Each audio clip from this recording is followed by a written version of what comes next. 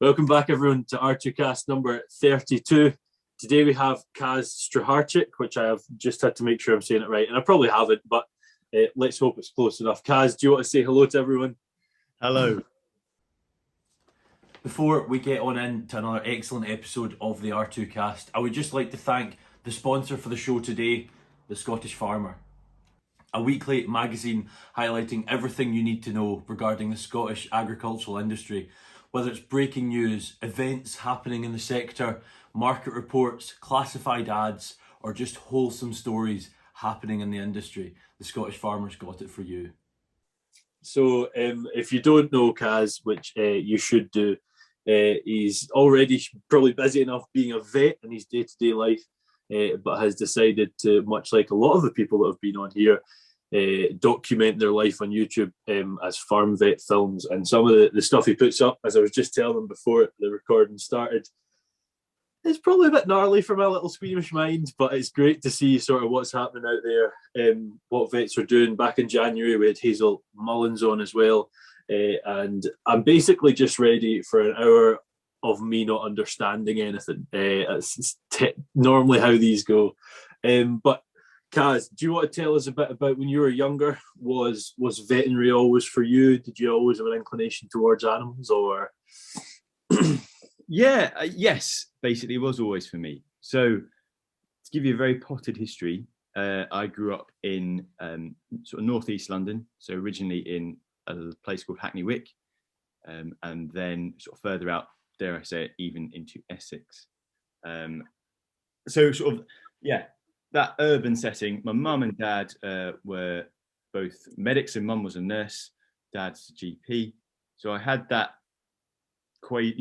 if veterinary medicine is sort of quasi-medical, I had that medical background.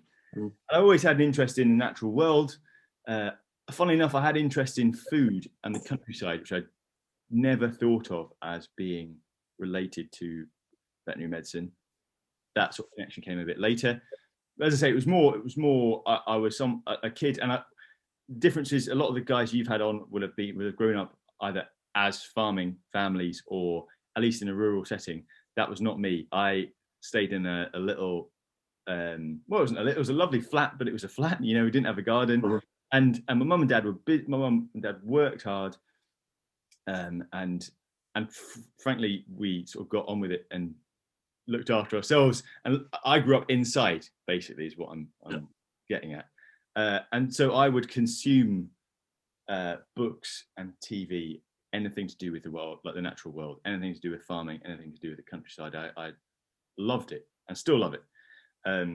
So in terms of the vetting side, but I suspect, and this is all with the benefit of hindsight, that my mum and dad, being lovely middle-class parents that they are, they say, right, he is good at science, he wants to work with animals. I know, we'll just gently caress him towards a profession, which is a very sensible thing to do. It's worked for many generations. And that sort of, I don't remember thinking at any point, I'm going to be a vet, because I suspect that decision was sort of made for me. Not in an overbearing way, but like I said, almost like the invisible hand of an Irish mother, just push, just gently nudging me in the right direction. So that was sort of the back in time, when I cannot remember deciding to be a vet, but I've always wanted to be a vet. Fast forwarding a bit through into school, you just kick on and try and find places. You know what I mean? Having not really any connections in the farming world, you just do it.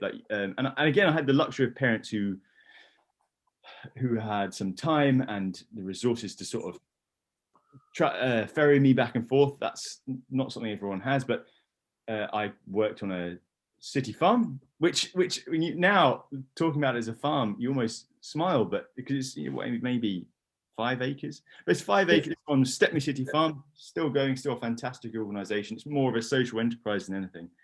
But it's still a working farm. Yeah. And I love working with farmers. Dare I say it, one thing they can be a bit guilty of is simultaneously sort of wanting to keep a closed shop and equally saying there's no interest or people don't understand agriculture. And I don't think you can have it both ways. So this was a great sort of what's the term, shop window for agriculture. And like, well, that's not how I thought about it at the time. I just wanted to go and work with cattle and sheep, and that was the only place in 50 miles like that had them. And then, you know, a few other placements were organised by teachers. I went lambing in sort of mid Wales. I went dairying in County Antrim, and then applied for vet school and got in. That was it's I mean, a 5-acre place in the middle of London is probably worth the same as our 2,000-acre place. You know, it's not an embarrassing thing to have. East London Croft. Yeah. No, it would be. It's a real. Yeah. If anyone's in East London listening, I'd recommend you go and. There's actually a whole community of city farms, and they're all quite different because they all started in quite different ways.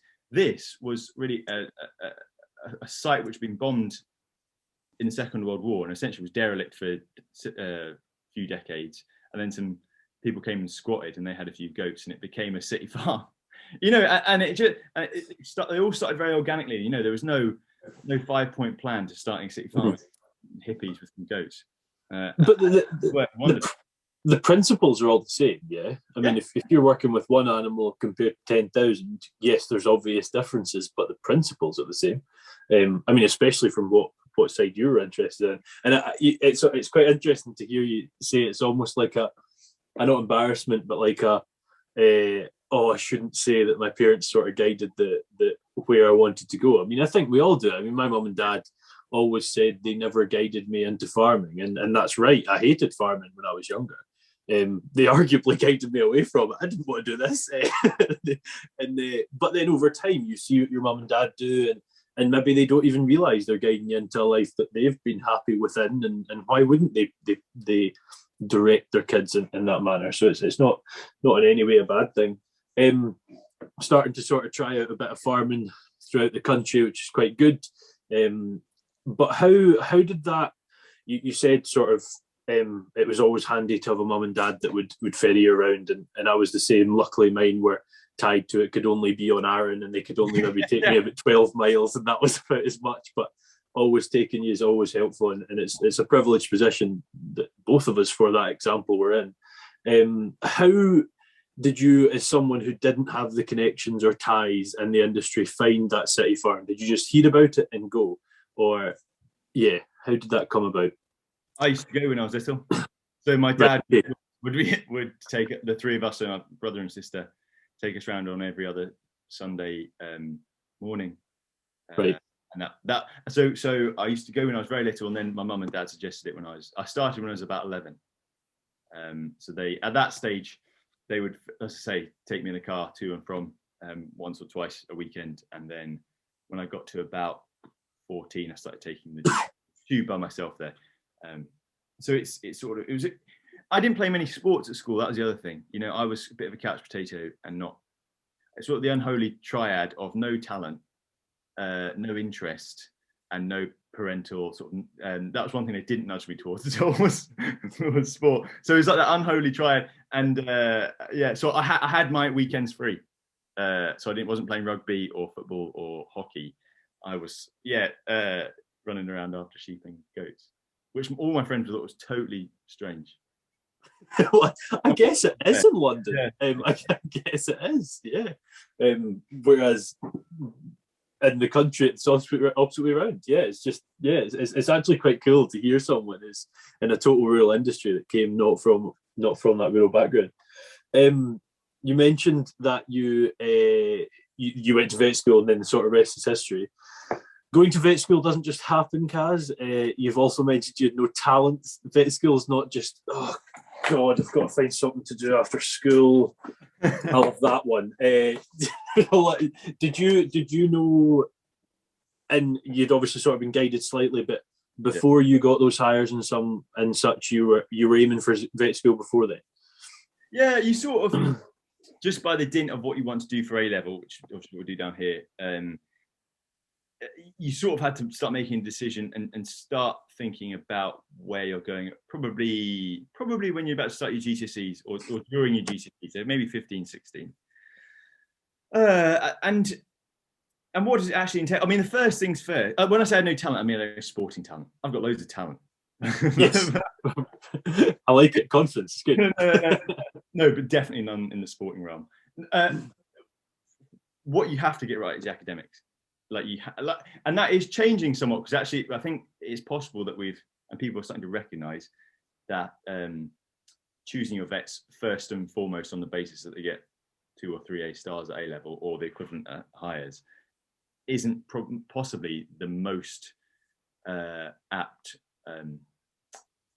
selection criteria. But anyway, that's how it is, and certainly was when I was applying. So I went to vet school. I started vet school in October 2011, so just over 10 years ago. Mm-hmm. And what did it actually entail? Doing the right subjects. So most of them you had to do chemistry, a lot of them you had to do biology, and then a couple of other sciences, or it's another science, so maths or physics. So I did chemistry, biology, physics, and I did classical Greek, because just another intro. Why not? Hey. So yeah, as long as you've got those right, you're on a good footing. Depending on where you're applying to, which vet school, you need a varying amount of experience. So that goes back to doing these placements. I mean, working on the sick farm was a big one for me.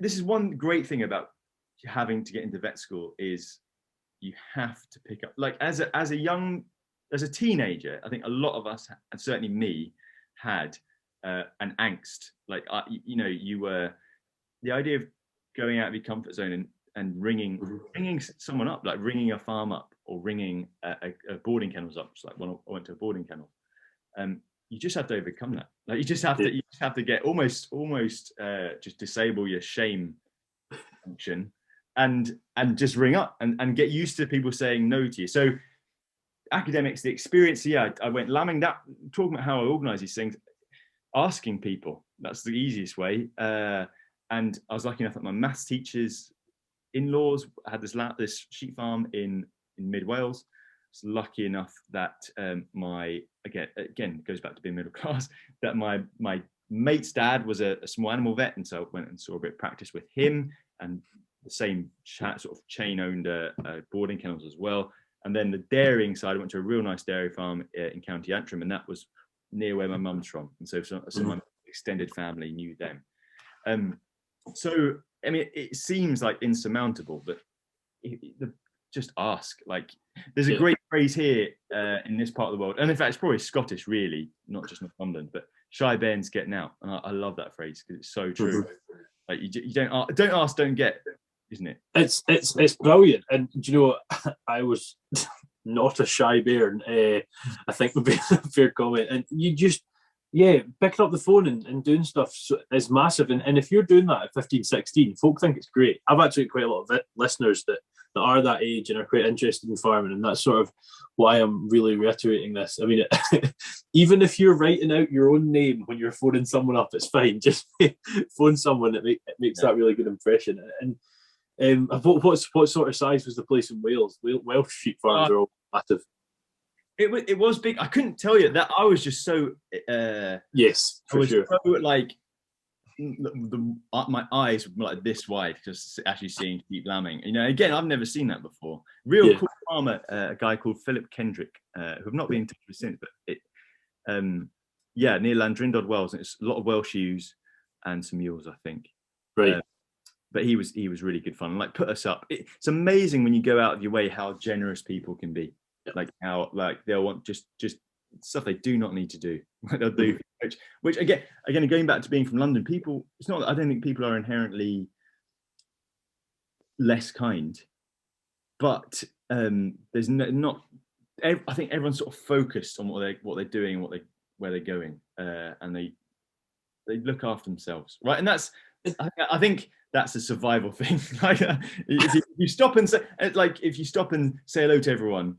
Or smile at everyone, or say, walking down the street and say, "How you doing?" You're not going to get anywhere where you go. Yeah. And that is a city thing. That's not just London. And it's, I always, when I'm in a city, I'm like, yes. I mean, if me and my dad walked down the middle of London, it would be saying hello to everyone, and it wouldn't last long, But I'm not saying that, but I feel like people that are so in city life that don't have that, how you doing? I feel like you miss out on so much. I think that's so important, you know.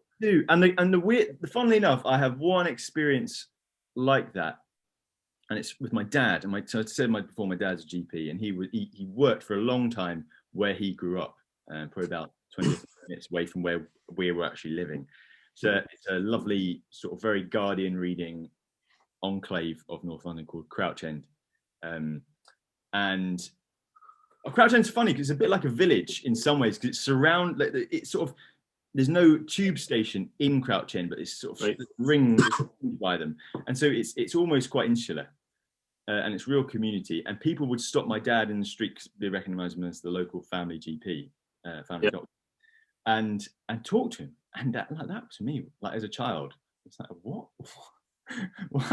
Why is a stranger talking to my dad? So how bizarre. And I remember thinking that's really, after a while, I think that's after the sort of the being disconcerted wore off, thinking that was quite nice. And that's exactly what happens to me in Rothbury, where I worked, or Alnwick, or one of the local towns. And I love that. It's great. But I remember thinking as a child, what? Didn't even know these people talked. I thought we were the only ones that talked to each other. Don't give them any money, Dad. Yeah. We'll go on to sort of vet school itself in a minute, Kaz. You mentioned you have an idea that the sort of selection criteria might be changing. Does that mean it's not just a AAAA type deal? Or you've always needed plenty of experience, for sure, right? Depending on which university you apply to. So from memory, Liverpool was the most stringent vet school in terms of you needed heaps, like so many, like a lot of weeks doing a lot of different things. And partly I think that's a double-edged sword as well, because yes, it shows you've got the get up and go and the wherewithal and the passion, for want of a better word, for it, so that you've gone, and it's almost not so much the experience, the fact you've managed to go and get it. At the same time, one of the other criticisms or comments leveled at the profession is that it's pretty homogenous white Anglo-Saxon middle class as well, which is not, I don't know if you call it a problem, but it's something we could be better on, and being able to go and get all those things, like we said before, consistently is easier for people of a certain background. So that's not changing. I think that is still good. I think we just need to make it easier for other people to get that experience. In terms of the academics, because the problem is vet school is always very competitive, and the easiest way, like any competitive position, course or role, is to just say, right, anything below these academic marks, we'll just weed them out. Like they'll go in the bin. I think part of it is being driven by the really high dropout rate. So this is something we've been wrangling with for a while as a profession. I think, and don't quote me on this, I think it's either 5 or 10 years out, 50% of vets that graduate in the UK aren't practicing. Did you say 50 or 15? 50. Jesus, right. So there's a high attrition rate. Don't quote me on those figures. No, for sure. Yeah. It is a high attrition rate. There's a lot of people who do the 5 or 6 years at uni, and then move out. Perhaps that's moving out of clinical practice, and that's again that's not fair, because there are lots and lots of non-clinical roles, and those people are still vets, but still, it's a lot of people moving out, and so there's this panic amongst practices. There's nobody to fill these roles. I mean, the vacancy rate for veterinary roles is high, and same for nurses as well. And I think there's a lot of reasons rolling into that. One that people have mooted is, are we selecting the right people at university? Now, the universities will often say, well, they're keen to do the job when we turn them out. What are you doing to them when they're out there? And that's definitely a factor. In terms of how they do it, and I don't know. I think it's still at the embryonic phase, and it's still the easiest means of cutting. You're such a vet at the embryonic stage. Yes, still, yeah. I'm trying to think of a better word. No, that is the right word. It is. But people are sitting up and taking notice, mainly because a lot of big veterinary employers are saying, there's no one to do the, like, we are so skeleton staffed that we need more vets. Why is the attrition rate so high? Is this one of the reasons? Yeah, I mean, every industry's got challenges, doesn't it? So what's can I ask you a question? You absolutely can. I probably won't know the answer. But this is a really interesting thing, right? And you can tell I say I spend a lot of time driving. Other people might say I don't spend too much time not working. I think about words, right? And the main reason is a couple of years ago I read a thing it's from an organization called the New Citizenship Project or something, and they had a thing that this manifesto about the citizen shift. It's basically how people behave differently depending on how you frame them.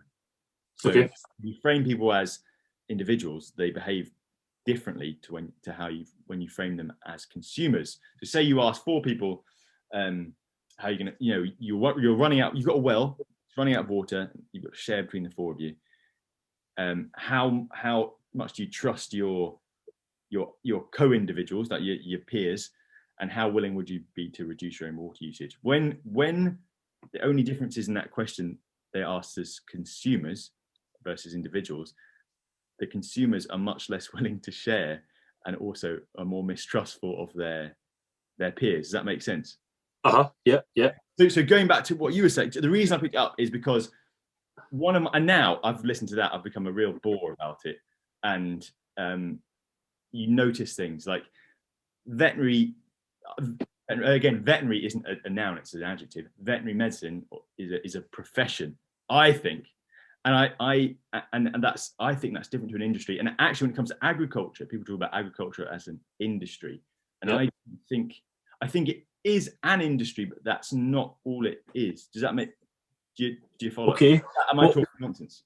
No, you're not talking nonsense. It's quite interesting. Going back to the whale thing, I am very much the individual, because when you were talking about that, I would probably share too much. I know, honestly, when I was considering what I would do, that's sort of how it would work. It's really how because you think, oh, this is words, or like you're being very academic about it, very ivory tower, but like just simply asking these groups the same question, but just changing that one word and framing them as either individuals or consumers, changed their outlook. It's really interesting. But I'm interested. I sort of cut you off there. You what instead of industry, of an industry, is agriculture? So that I don't know. Vet medicine is a profession, and a profession to me is so that it's different to a trade. So like I think there is a fundamental difference between being a vet or a doctor or a lawyer compared to being a plumber or a bricklayer. Not in a superior sense, but I think it's to do with having an external regulating body. So as far as I'm aware, there's not an external regulating body of a lot of trades of trades. It's as a vet or a dentist or a whatever, you have to abide by professional standards, because otherwise for sure you're in shit, or you hopefully that's how you feel about it. But I think that definitely will be a thing in the other industries you mentioned. I don't think, as let's take plumbing for example, you go out and you plumb a house. Don't ask me when I bought this flat my first day I flooded it, but literally I'm sure there will be bodies there that have different rules as to how, and I'm going to sound so rubbish at this here, how pipes have to be installed, how all that sort of thing has to happen. I think there's always going to be that. And looking at it as a profession, I don't know how much you require a qualification, but most will have one. And the regulation, I'm sure, will be there. I see what you're saying, and when you're saying profession, I'm sure there's a word that I think fits it better, but I can't think. It's interesting what you're saying though. So for sure, like for the trades, there will be people who regulate them, but I think they won't be made up of people from their own, or mostly, it won't be self-regulating. Does that make sense? There's not a body of blah blah blah, or a national such and such council. So definitely they're regulated. And I don't mean, it's really difficult to talk about this without sounding really arsey and like you're at a dinner party. And no, I think if you can take out the fact that you're not sounding, that's fine. Like, yeah, you can talk about things. It's just a difference. I think, it's just a difference, and it's more external. Like it's more like, there certainly there are standards, but it comes down to perhaps more generic bodies like trading standards to yeah. For agriculture, I think it deserves its own word.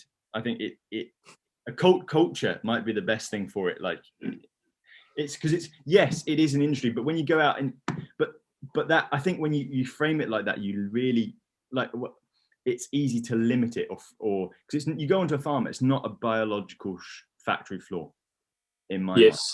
Yeah, really, because vets can get really caught up with that as well, because we're trying to, for reasons of trying to connect with our farmers and find out what motivates them so we can motivate them to make positive changes for the livestock.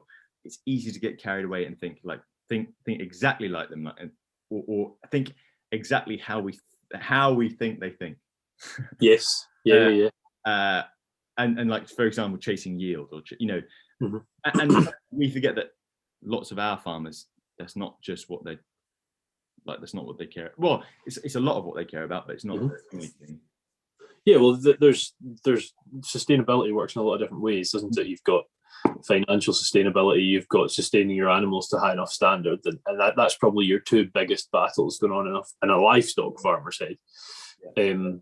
Yes, and culture's a good one. When I was trying to work of a word, I had way of life, which is not a word, but that sort of culture thing is probably a big one. Yeah, I'm going to be thinking about this a lot, and I feel because of that we should probably jump on. Yeah, and and again, it's not the last thing I want to do is like come off superior, but it's so easy to do that and sound like sound like trying to one up everyone. So yeah, it's not an industry, it's a culture, and like I hate it if it became that and you just become new wokeists or whatever. But I think it does matter that citizenship document really did was a bit of an inflection point for me, because I was like, oh, sugar, like it's not just words like that. It is just words, and it just takes words to frame things in such a way in our little plasticine minds that that can have big effects. Yeah. You can tell Kaz is just one of those folk that has like one of those elite brains, and what he's actually doing at the minute is channeling us into thinking how he wants us to think. He's like an Elon Musk, just richer. Jedi.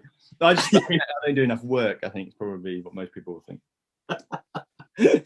Oh God. Well, fairness, I film podcasts all the time, so maybe I don't either. So tell us about vet school. What happens? I think when we think about, and this isn't me saying you're perfect, you've done that. No, I'm joking. That when I always looked at things as what was the hardest things to do, you always hear of the rocket scientists and all that sort of thing. That's like way at the top. Next to that, I've always seen your vets, your doctors, that sort of thing. All that sort of thing comes in very high up, and lawyers, that type of thing. And when we hear about getting into that, it's a lot. So what is this? 5 years, isn't it? What's involved in 6? And the reason for that is I did an intercalation. So, and that's basically where you take a year out. Most veterinary degrees are split up between a preclinical stage where you're learning the fundamentals like your anatomy, biochemistry, and so on. And the clinical where you go out and you learn how it's put into practice. Mm-hmm. Lots of vet schools offer sort of almost like a sandwich filling. You take a year out, do a degree, get that under your belt, and then and normally it's some sort of biological science, but in theory you can do whatever you like. Mm-hmm. The difference was, for where I went to uni, everyone did it. Like it was all the medics, all the vets, it was built into the course. So after 3 years, so you did your 2 years preclinical, say anatomy, biochemistry, learning about pharmacology, pathology, and then you choose something you want to do for a year. I did zoology, because after second year of vet school, we called it zoo holiday, much to the irritation of the natural scientists, because this was their actual, well, it was, it was their degree. They didn't really like us for that. Or we said they hated it when we said we're on a year off or a year out. Anyway, did that, got the natural sciences degree. Some of my friends did economics, or sort of edgy ones did history and philosophy of science, or biological anthropology, or even engineering, stuff like that. As I say, I went for the pretty vanilla zoology, and then 3 years of clinical, and all that time you're doing placements. So again, for the preclinical placements, you're doing like on farms, sort of some universities would call them animal husbandry. EMS is just a really old-fashioned term for placement. It stands for extramural studies. If you studied Latin, you know that means studies outside of the walls. Yeah. So that wasn't Greek, that was Latin. So you know more language. Right, okay, right, grand, excellent. So yeah, EMS. When I say EMS, I'm talking about placements. So preclinical EMS. So I went, I came up here, so to Northumberland. That starts the Northumberland sort of story. I came up here lambing, had a fantastic time. Did that for a few years on the trot. Did dairying, did pigs. What else did I do? A few other bits and pieces here and there. And then when you get to the clinical phase, like you those final 3 years, then you are doing clinical placements like in veterinary practices or similar. So I went. A lot of vet students will have a home practice. They could like somewhere near to home, like their family home, where they'll go and do lots and lots of placements. Because I knew at that stage I wanted to be a farm vet, or at least mainly a farm vet.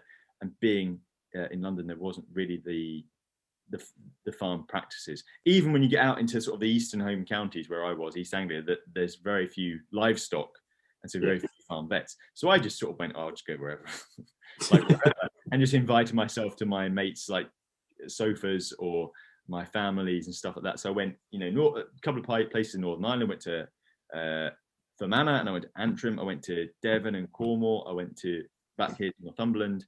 Went to Ohio State Uni, so I joined there. Final year vets on a great rotation. That was really, really fun rotation. So you get to travel. I mean, like when you're talking, how hard is it?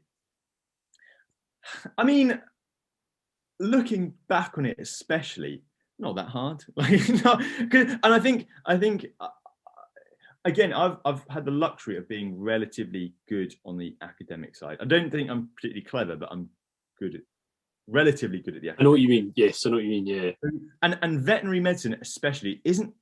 There's a different sort of hardness, or whatever you want to call it, difficulty to learning concepts and problem solving versus simply learning a vast amount of information and facts. And that was a lot of veterinary medicine. It was simply, this is all the information you need to know. You don't need to think about the information. This is just what you need to know. And it's like trying. It was about a different course at a different university, but it struck a chord with me. So it's like trying to drink from a like trying to drink from a fire hose. Like those the ones they have. It's like, but I had a great time still. It was the only sort of. I'm a fairly like positive person, mainly because nothing very negative has ever happened to me. But the only thing that ever sort of I found challenging on more than an academic level was going to uni and realizing I would have to work a bit. And I wasn't the smartest, not smartest. I wasn't the most academic person in the room. Yeah. So not automatically being at the top of the class really dented my rather fragile teenage boy ego, because that's all I had. Like I said, I didn't play sports. So you come, and that's good. That's healthy, right? I think it's like realizing you're not the shit. Like you are just average. And sometimes you have to work for some stuff. So yeah, there was a lot of learning. Uni I went to, at least in the preclinical years, the terms were only 8 weeks long. So it was you were out of uni more than you were in. But those 8 weeks were pretty intense. But you just packing a lot. You know what I mean? Just packing a lot of usual stuff. One term I got really obsessed with trying to do really well. And like I tried to sleep in 3-hour shifts and thought I'd have loads of caffeine and thought I'm really going to nail it, and it just was a disaster. It was I did one term. It was like, nah, this isn't working. It's actually quite funny when you say that. Like you say, realizing you're not the shit. Like when I went to uni, I realized I was that statement without the. Yeah. Oh shit. Yeah, like and I was not great at uni. I mean, until fourth year, I was dreadful, and I was really good at school. And that coming into first year and being like, why can't I pass anything? Was so annoying. But then in fifth year, I really went like, I am focusing on this so hard, and I went too far. Like you're saying. Yeah. I mean, isn't that part like what uni? Well, uni or for other people like that time of their life is about, isn't it? It's about like finding the limits, like A, getting a reality check, and B, like finding the limits. It's a safe space to do all that in, right? And so talking about how hard it was, like vets, we can be bad for this about navel gazing a bit and telling ourselves stuff's hard. Like I still wasn't working for a living. Like still wasn't paying tax. Like it still wasn't like it's all relative. And I had a good time. I made some great friends. I did learn a lot. I never like struggled, but it was just not being that, and it was more ego, like I say. So did that, and I really enjoyed the placements. I had some great lecturers as well. Like it's still, and you still do some great social stuff. And again, where I was, you're more detached from the veterinary cohort in those first few years. So I had friends who were like quite a diverse bunch of friends, so like engineers and historians and musicians. Yep. And then you go on, but you still have your veterinary social stuff to go to. It's sort of like a double whammy. And I was listening to Hazel's podcast, and she mentioned the AVS weekend, the veterinary student sports weekend. Yes, that's right. Fantastic. Like, and our university had a real poor attendance rate. So if you went from ours, it was like you were a celebrity, and people would meet you. Like it was fantastic. I went Liverpool, Dublin, Bristol, and London on the sports weekend. It's fantastic. So how hard was it? I mean, it was sort of hard-ish at times. But like there was never really any risk, and I certainly like people who will lead harder lives. Yeah, I think you put that really well. I mean, I didn't do a vet degree, but I did a master's, and everyone's like, "Oh, it must be really hard." I think the hardest part is I didn't find this hard, but I think the biggest challenge is staying motivated for that period of time. I think that's probably the biggest challenge. If you can manage that, you're fine. I hope you've kicked your feet up and got comfy and enjoying another fantastic episode of the R2Kast with another really interesting guest. I would just like to quickly take another second to plug the sponsors of the show today, the Scottish Farmer, and I would strongly advise you to go out and pick one up this week and see even more of the fantastic people that are in our industry. But grew up in London. Now you're in Northumberland, and we had a bit of a joke when you were on Cammie's podcast that if it's not Northumberland, it's not good enough, and if it's not large animals, it's also not good enough. One, how did you end up there? And two, why do you hate everything else? Oh man, I'll start with the first one. So like I said, you said, how I said I've been lambing as a student, like in sixth grade. When I got to because lambing is one of the placements you have to do as a preclinical student. I thought I'll just go. I really like that guy. I really like the farm. I'll go back there. But being me, I left it too late, and he had a couple of Nottingham students already lined up. So I said, sorry, but we're booked.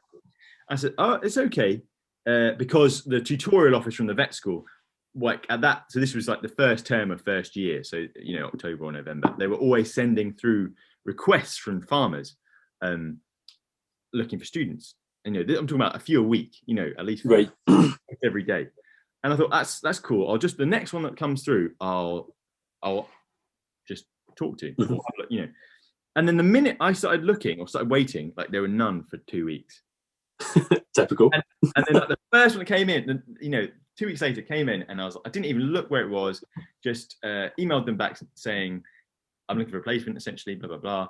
I spoke to farmer Graham on the phone, straightforward enough, boom, done. Then I looked at where it was, and for those of you who aren't from, you'll have probably a relatively diverse within the UK, like geographical was about to say readership, listenership. Yes, I would say so. Yeah. So again, we all live in our little like silos, don't we? But I had no idea where Northumberland was. Like, and when I looked at it, it's on the East Coast, so it's basically almost exactly like a straight line north from London. Yeah. It's bloody far north for me. Like it was. That's how it felt. Because you know what my metric was? I said Leeds. I looked at the map. Said Leeds is halfway. I was like, Leeds is, to me was like the heartland of Northern England. Leeds is halfway. Isn't Leeds where Santa's from? Like, you know? yeah. I was like, bloody, look, there's Scotland. Is what I said. I think something like that. Anyway, I'd organised it. Came up, funnily enough, going back to how you can be academic and it doesn't make you smart. Yeah. I didn't get off the train in time. Wasn't asleep. Just didn't get off the train in time. So I went to the next stop. So the local stop here is Anmouth. Didn't get off there. Went to the next stop, which of course was Edinburgh. So went to Edinburgh. In the meantime, so the hill farmers I work with, at the time certainly they didn't really use mobile phones because on the farm there's zero signal. So I couldn't ring the farmer to let him know I'd missed getting off. So I rang their landline back at the farm, 40 minutes away, to say, I'm really sorry, I've going to Edinburgh. like I'll ring you back down. Got to Edinburgh, and this again, how I got into university, I have no idea, because I decided I'd made an active decision when I'd left that morning from to go to King's Cross and get the train up, that I'm going to a farm. I'm not going to be leaving the farm. Have my tickets. I'm being fed. Why would I need my wallet? so I didn't have any money, no cards. Got to Edinburgh. Like, you imagine this silly, skinny Kaz getting to Edinburgh, wellies in one hand, bag of clothes in the other, and being like, I'm walking up to the train warden's office or whatever, and going, I've accidentally just stolen a train to Scotland. Could I please get a free train back down to Anmouth? And they just laughed. And again, it goes to show you, like, when things go wrong, people will look after you. Probably yes. You're devoid of some necessary circuit. But turns out you're a vet. yeah. Not quite, but yeah. Oh, you're a vet? Oh, yeah, okay. So I got down. Funny enough, I got down just before we came back to Anmouth from the north. The train warden came up to me, like, took me by the arm, and said, "You know, this is your next stop, next one, don't you?" And I said, "Yes." Had a slightly frosty reception, understandably, and then got back to the farm. It was the farmer's sort of partner who picked me up that time. He'd waited there for an hour in the middle of lambing, and I basically said, "I'm really first time meeting these guys as well. Like, really sorry." And he said, "That was bloody stupid, wasn't it?" Yeah, I think it was. But then pretty much the next day, it was whether it was forgiven, but like, it was they didn't hold a grudge, and I sort of, perhaps that was the sort of magic ingredient, because I thought from then, Christ, I've got to make a good show of myself here, because I've not got off on the right foot. I had a really good time, and by the end of the 2 weeks, we were just joking about it, and I went back there. So this is in a little village, Alwynton Farm in Alwynton, which is a tiny little village right in the Coquet Valley where I work now, in Northumberland. I went back there for another 3 placements, stayed with them while I went and saw practice with the local practice, like vet practice. And the guys I was seeing practice with there ended up offering me a job just after finals. And that's how I ended up there. That wasn't my first job, though, because they didn't open. They were opening a new practice. And that didn't open until 6 months after I graduated. So my first job was in lovely Castle Douglas, lovely CD. Oh, was it? Kids call it, yeah. What vet was that? Dunmuir Vets. Dunmuir. And there are a lot of vets in Castle Douglas. There are a lot of vets in sort of that sort of Dumfries and Galloway area. Yeah. This is a great place to farm. Great place to be a livestock farmer, because it's just got that good countryside. And viewers from Dumfries, he's saying that because I know what he said the last time we talked about it. Wasn't Northumberland. It's just wet. I think that was my only complaint. It was very wet. And you need the water for the grass growing for the dairies, yeah. You know. I know. But I had a really nice team there, and I went there on the. I'll try to be very honest that from the start that I had a job lined up in. So I graduated in July, started there in September, and I was going on to my next job. In North London in January. So but I still had a really good time there. And it's a lovely part of the world. And is that place that you got 6 months after you finished where you still are? Yes. Yeah, it's Black. Black Sheep Farm Health. It's got a real awkward name, and I won't bore you. So the farm health. So why aren't we like Black Sheep Vets? Well, first of all, there is a Black Sheep Vets somewhere in Lincolnshire. Right. And to you, I think my colleagues who were setting up the practice at the time, to use vets in the title of a practice, you actually have to get special dispensation from the Royal College of Veterinary Surgeons, who are the regulatory body. And I think it was more the FAF while they're doing everything else. Mm-hmm. The other thing was they thought farm health might be a bit more holistic, trying to like encompass. I agree. I think it's more inclusive as well. It just feels. Yeah. The only thing is, people always ring us thinking we're agricultural merchants. And there are other things going on, like the practice did get a leader grant, or some leader money to set up, and you sort of had to show you how you're a bit different. And that's all part. Lots of things going on. So Black Farm Health and the Black Sheep was partly because my colleague Jenny keeps Zwarbels, right, and partly because it was come out with it. It was a breakaway from where my colleagues had been working, which was is a corporate practice now. Right. Okay. I get it. And what was your main focus as a vet? What do you focus on mainly? Now we know it's large animals, but unlike most vets, so like 80% of vets go out and just do small animals now, which is absolutely fine. That's where people need. We've moved very much away from agriculture in this country and towards companion animals. Mm-hmm. I think it's something like 12% of vets end up going to do mixed, and maybe 8% or so do farm or farm. So it is. So I am just farm animals. So when you say like not even horses, like occasionally see the old horse. Mm-hmm. Normally it's just to give it a jab of its flu and tet, but just farm.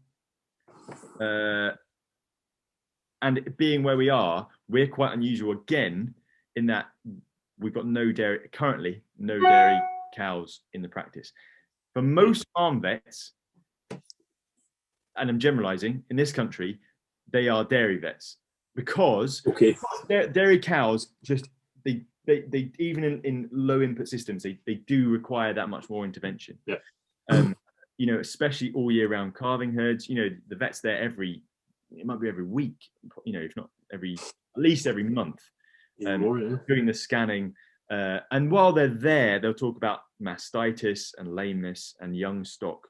And dare I say it, the modern Holstein Friesian has perhaps that's a good example of where we've thought of the producing milk as the milk industry, and the rates of lameness and mastitis and not getting back in calf are they're pretty bad. Like they are. Yeah, I agree entirely. I think a better word that they're bad. Like and if more people knew it, more people wouldn't drink milk and eat cheese. Mm-hmm. So when I think possibly we've thrown everything onto the bonfire in chasing milk yield. Yeah. Not even milk solids, not even the sustenance of it. Yes. Mm-hmm. Anyway, that's me slagging off dairy. No, it's funny you say that. I just quickly on that. I completely agree. And quite often we'll have a chat with students and stuff. That a question I always ask is do you think death is a harm? And I personally don't. And I think it's something you really have to think about. But if you don't, then meat is less harmful than milk. Yeah, absolutely. It's all about the life, isn't it? I think. Yeah. Because everything has to die. 100%, yeah. If you're alive, you die. That's the deal, isn't it? Yeah. So going back to the modern Holstein Friesian is like a Formula One car. She needs people fine-tuning her all the time, keeping her at the right temperature, feeding her just the right stuff, titivating her and all sorts, including the vet. And so it entails a lot of work. And those other areas I talked about, mastitis control, young stock, the vet is always there. The vet always has their foot in the door for that sort of thing. Whereas in Northumberland, by dint of probably the culture more than anything else, there just isn't that same culture of dairying. We've got good ground that we use for dairying, but I think because it's mainly flat, it's been used for arable. I don't know. It's a quirk, and I've not got to the bottom of it. And so the remaining livestock is really beef and sheep. Yeah. The vast majority of it. Suckler cows and sheep, not even dairy beef. We've got a couple of calf rearers, but really pretty thin on the ground. And those guys, they don't have that same quite a lot of differences. They don't have that same reason for us to be there all the time. And with the milk guys, what they do have, one of the benefits of watching yield from each cow every day is that when something goes wrong, you know about it the next milking. Yes. Whereas, say for example, our suckler guys, often they'll only know when they come to wean their calves, if they record that anyway. So that's the flip side. So building on the shoulders of giants, this isn't me. I only arrived in Northumberland in 2018. Definitely, it goes to that's on the decades of vets before me. Yeah. But there's a good clientele here. Going back to why Northumberland's best, everywhere else is shit. There's a really good client base, and it's two-way. So the farmers have to ask for that service for the vets to offer. Vets are busy, just like farmers. Vets are busy people, and so if they're constantly busy with scanning empty dairy cows or dealing with a lot of practices are mixed still, so they might they may well be very busy with this companion animal work. If no one says, look, I'd quite like to do an antibiotic order, or I'd like to work out how I can get more of my cows in calf, or how I can wean more cows, or I had a really bad do with pneumonia in the back end, and that really made me quite unhappy, and I want to work through it rather than simply buy a crate of Draxxin each year. So that's sort of work, and the sheep's similar again, even more so. And we've by no means got it sewn up, but when you look at some of the big practices down in the southwest of England, for example, really like what I would consider some of the best livestock country in Europe, if not the world. They have far more beef cattle and sheep than we do in terms of density. You look at the farm census data. It's not that we have loads of beef cattle and sheep up here. It's just that's all we have. And actually we've got fewer than other parts of the country. So if I was a young vet and for some reason I was wedded to Devon and I didn't mind all the TB testing, I would be thinking, how can I carve my niche for provide a great service for the farmers that deserve it, and it is going to see, it's a service that you definitely see a return on investment from if you're a farmer, and somewhat not selfishly, but at the same time, things have to be real, things have to be sustainable. Carve out a niche for myself. In the practice, I would be looking seriously at beef and sheep, because they've got heaps of beef and sheep animals. So there's a vet called Emily Gascoigne, and that's really exactly what she's done. She works for a big practice called Synergy Farm Health down in they cover several counties, but it's mainly Dorset. And she's probably 5 years older than me, perhaps, and she's really done a great job of being the go-to. It's amazing how quickly you become the go-to. Yeah. So beef and sheep, and then in amongst that, you've still got this fun stuff, you've got the different stuff like smallholders and camelids and some goats. Got some meat goats and some smallholder goats, which are good fun. And game bird work. Do a bit. There's shooting's quite big up there, and so there is at certain times of the year some game bird work. Mainly that's post-mortems and trying to because it's a bit like pig and poultry specialist work. It's extremely at their sort of herd or flock health end of the spectrum. Isn't the normal answer they were shot? No. I'll bring that one back. Well, it's funny when you were talking there. I was frantically trying to find that photo I sent you, but I could not find it. Of the Drake one, the hotline bling. It'd been a messenger with me and Cammy. Well, I thought that, but I can't find the group. Anyway, it doesn't matter. It doesn't matter. Most people listen on Spotify. And I say that to students because we have students with, veterinary medicine is a great teaching profession. Like if you're a vet, you have to be a teacher. Yes. Because there's this tradition of being, and vet it's changing a bit now. Not necessarily for the better, but some practices are being paid to have students. So anyway, okay. Talk about the pros and cons of that, but mostly it's unpaid placements because we all did it ourselves, and it's all part of it's paying it forward. And I always tell our students, I'm pretty blunt with them. I say, do you like TB testing? If not, steer clear of the entire southwest of the UK. Like if you've got a boyfriend or a girlfriend there, and they won't move, like just get a new one. Make your own death. Basically north of, and this is unfortunately it's a lot to do with TB. I hate TB testing, and I hate TB. Is there anyone that doesn't? I have met one or two vets who said they like TB testing, which I think there must be something wrong with them. There's an emotion there on that day as well, though. It's not just, Yeah, it's just and even if that weren't the case, even if it's totally neutral, it's I find it a real horrible fiddly job to do because it's a test like the skin. I'm talking about the skin test. If no one knows what I'm talking, no one's seen a TB in the UK, but it's a 2-day procedure. On day one, you get every animal through the crush. You have to go.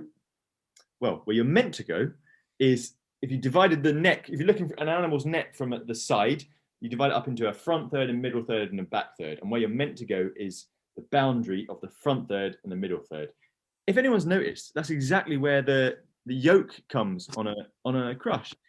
So you have to get in there. This animal, especially when we work with beef, obviously resenting you going. They hate when you go near their heads. You have to clip 2 patches. Hate that. Normally break your clippers.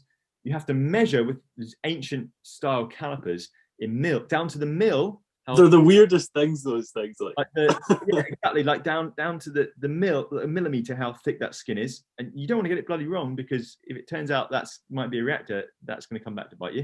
So you're there and all the time. This animal is shaking and moving, rocking back and forth, and then you have to jab it twice into the skin on the top patch you've clipped with an avian tuberculin on the bottom, bovine, and you don't want to get that wrong. And when you do have a couple of hundred animals, you can catch yourself putting them in the wrong patch, and again that will really royally mess things up. You do that, and the first 10 I am in no position to complain because there are some vets out there in the UK in like parts of the southwestern Wales who are testing 1,000 cattle a week themselves in the winter, whereas I probably test 500, maybe 1,000, like at a push 1,000 a year myself. A year, yeah. And the guns you use to inject it are like just antiquated, and they break so easily. And then you have to change a needle, and you lose tiny bits in the straw. It basically comes down to the fact this test was designed at a very early start, I think, of the 20th century for dairy cattle in byres. And so you'd walk up, this farm would have 5 cows, you'd walk up along, get your scissors out, clip this little patch of hair in this Frisian thing, which would be sitting there munching away, like not bothered, not a crush, and then you do it stand perfectly still for you. So this is all before continental cattle, all before modern crushes and hand. Yeah. And then you've got to come back 3 days later. It's not so bad because you just have to feel where you've clipped and only measure the ones that have a lump. And again, in this part of the world, thankfully, we very rarely have anything to worry about. It's more but you still have to do it properly. So you're not expecting to find a reactor. And touch wood, I've not found a reactor up here. I have found when I've found a reactor when I've been locuming elsewhere, and that's pretty shit, to be honest. Well, I've been at one TB test, and it was a reactor, a positive reactor, and and it just ruined the guy. You're losing. He's only got like 14 cattle, and he's got it's tough. So I'm moaning about it, and we in the UK, similar to Scotland, the routine testing is only once every 4 years. When I went locum down in a really good practice in Abergavenny in South Wales, similar to a lot of the high risk area, they're on, I mean, it's gone up to 6 monthly testing routine. That's like if you don't have TB, it's all, so that's 2 days work for the farmer, 2 days work for the vet, and best case scenario, you're where you started. Worst case scenario, you can't sell any cattle, which in the UK, obviously, a lot of our producers, they don't, you've got this division between suckler, like suckle calf or stalker versus finishers. If you're a breeder finisher, it's still irritating, but it's not so bad because you can send things direct to slaughter. And again, when you're in those high risk areas, even if you're not down with TB, if you want to sell something live, you have to get it pre-movement tested. Yeah, it's a real. It would put me off being a vet, let alone being a farmer. And it's become so toxic and intractable. And I have massive respect for all the vets and all the farmers down there doing it. They've started. Well, when I say they, I mean the Royal College and the APHA, which is Animal Plant Health Agency, the ministry, AFA, the ministry. If you read James Herriot, right, they've authorised the use of ATTs, which is an authorised tuberculin tester. So it's a layperson. So that I think there'll be more traction of that, especially in those high risk areas. Yeah. And there's still a lot of myths about TB, and I really would, it's so hard to dispel, and it's so toxic.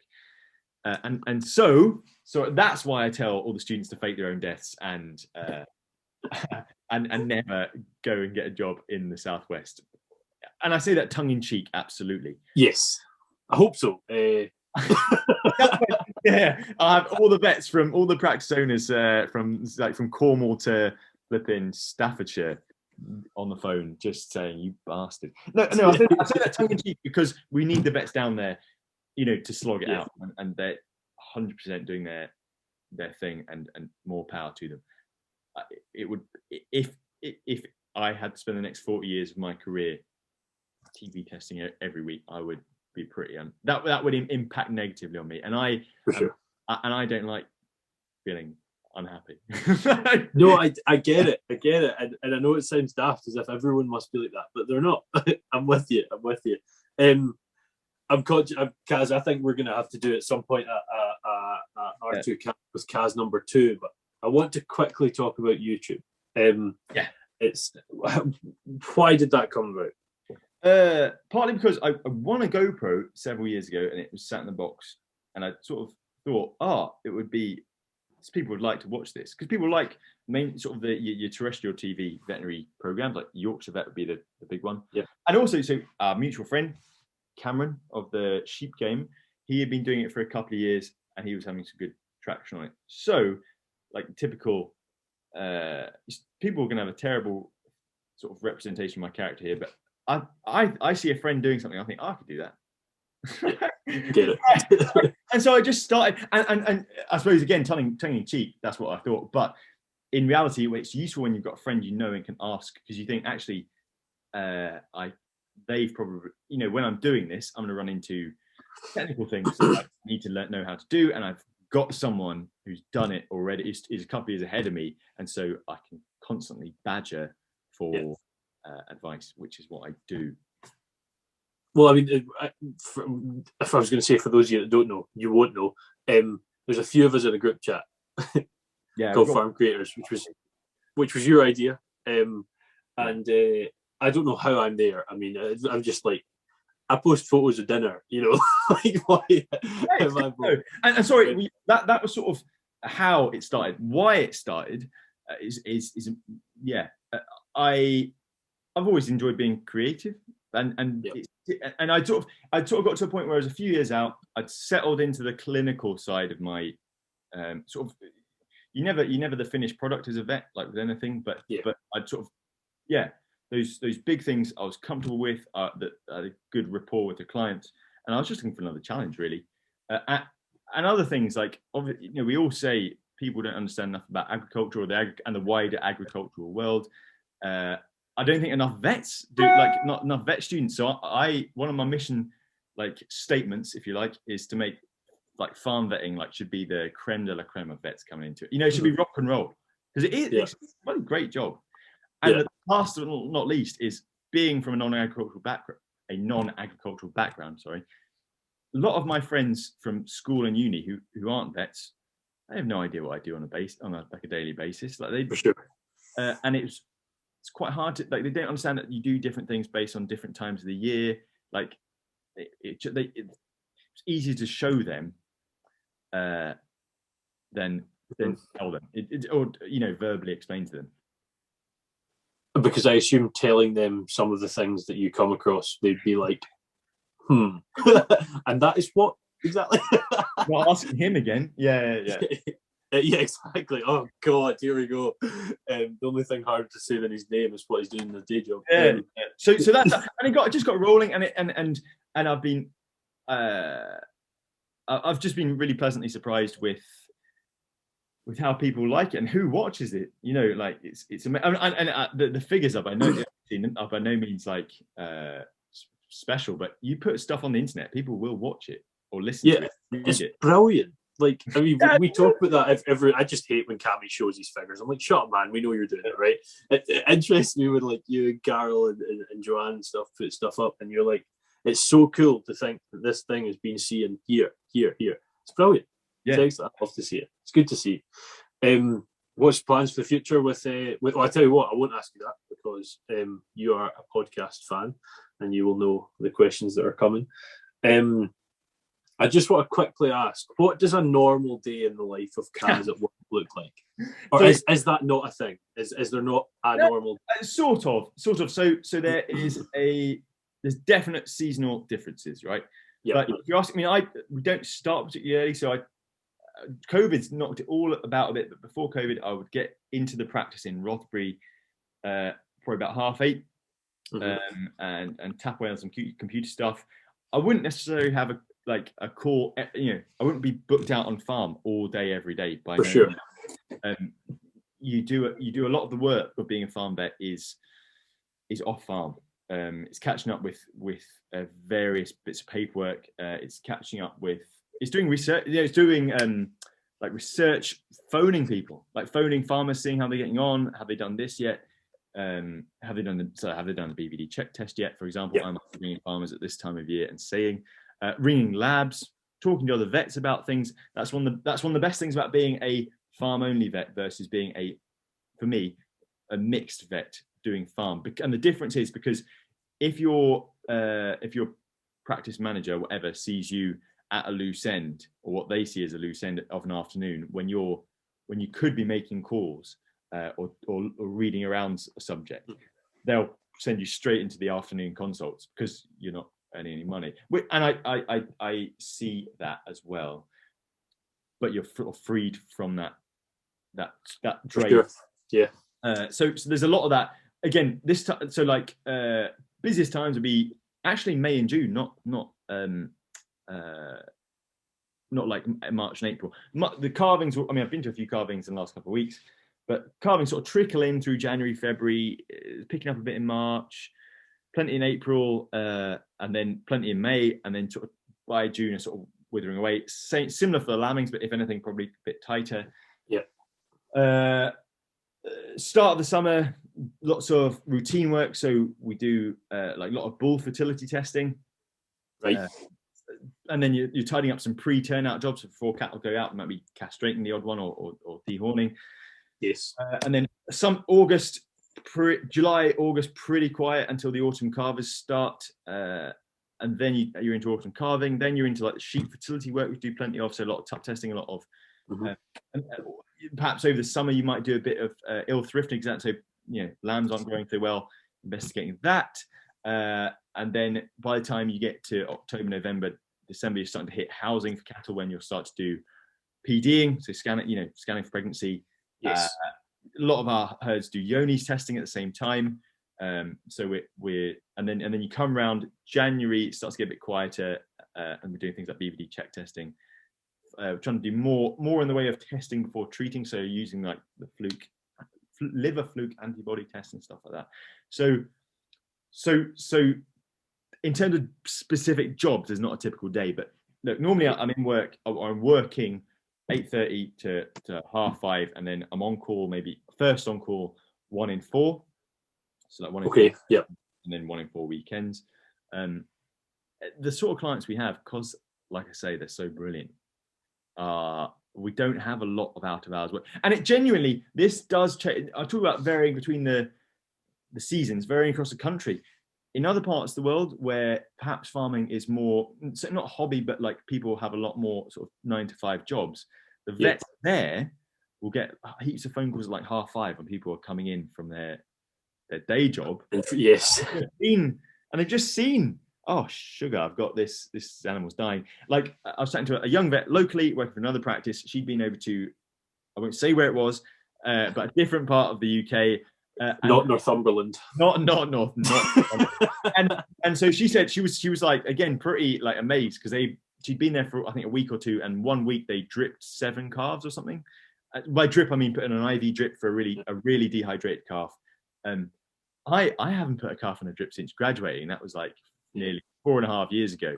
So it there's a difference in the sort of work we do, and again that's building off the shoulders of giants and stuff, but. You mentioned about that teaching part, wasn't there? There's part of your job is now not just giving your clients a fish; it's teaching them how to, and that. Oh, definitely. Yeah. And it's there are some jobs I think it's right sort of remain in the strict veterinary sphere, stuff like surgery, with invasive procedures. But as much as we can teach people, because it's especially with the changes to BPS. Like if I want to be a large animal vet in this area in 40 years time, or however many years time, the farms need to be there. Like we can't just say, all right, we'll take the money now, and we'll live at large, and we'll not think about our farm there and the long-term sustainability of their businesses and welfare of their animals, because I can't say that because I'm in this for the long haul. Yeah. So. I need them to be there. Like, it's in my interest for them to be there in the long term. So by sort of teaching them to fish, if you like, it's not engineering ourselves out of the process at all, but it's being realistic with what they, especially in the future, are going to be getting us out to. Yeah, I mean, you could look at that sort of idea of short term. It doesn't make business sense for a vet to make their farmers better at doing vet stuff, but long term there's that obvious if they're not there, and plus there's ethics come into that as well, and also like sometimes it's just the right thing to do. It's just for sure, just to there's a difference between like safeguarding and gatekeeping. That's yes, definitely. Definitely. Good. Well, it's been great to chat, and generally I've actually considered, I've been through my head, it could be quite cool to do a chat, maybe get even like yourself and Hazel or something, and do like a sort of live with a couple of vets and chat about things that happen. I'm just thinking now, and that might be quite a cool idea. I'm conscious that I'm just about to have the doorbell go off, which generally sounds like an alarm's about to shut the place down. So if that does happen, we'll quickly do a cut and to the last 2 questions for Kaz. But you know them, Kaz. If you had tips for anyone coming into veterinary, what would they be, and where do you see yourself in 5 years? So the first one is the one thing students always seem to consider or worry about, perhaps, is what at the start of your career, which mix of species should you do? And we've talked about that, why I enjoy doing only farm. There are lots of reasons. It's if you're a young vet watching, if you're at that stage, you're already in vet school. First of all, don't worry about it, because you can just change like halfway. Yeah. There are vets who've done 20 years, say, being a small animal cardiologist, full specialist, and they turned around and gone, I want to be a sheep vet, and they do, and you can. So first of all, don't worry too much about it, and B, try some things, do what you like. Like the best mix of species is the ones you want to do. If you're talking about prospective vet students, so people wanting to get into vet school, I would say take advantage of any connection you can, and otherwise pick up the phone. And look at transport's a big thing. I know it's pretty mundane, but work out any hook or by crook. If you find a placement, how you're going to get there, trains, planes, automobiles, like, or how you're going to get 80 miles past it. Yeah. Take your wallet with you. Okay. So persistence, and that will stand you in excellent stead when you're at vet school, when you're a vet, because it's a it's about proactivity.